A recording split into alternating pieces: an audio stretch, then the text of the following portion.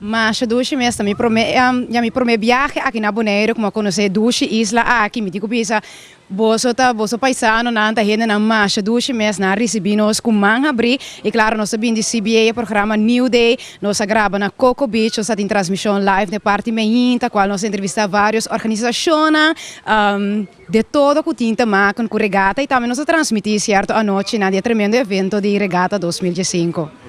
Regata, não pode saber comparar, mas essa aqui como tem? Mitaniel é echt great, claro, aqui na Corshow nós não é algo grande, nós estamos em regata, sim, mas aqui na Ana também é echt sailing competition, Mitaniel é sumamente interessante, você é o mundo de La Mans. É parte do festival, como vai ser a noite?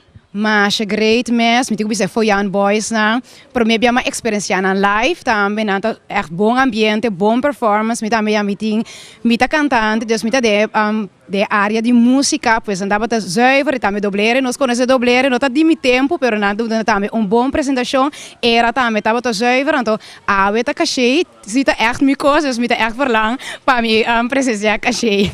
Ok, tem que dizer você não vai estar aqui não? Bueno, a mim te com amanhã, lamentavelmente amanhã, depois de boat party, lo me digo vai Corshow back, so já trabalho da seguir já luna, pero o time de CBA se lo que dá já luna, para seguir com verder atividade não que tem aqui na Bonaire. Diena na reação não gostava com a bike aqui não?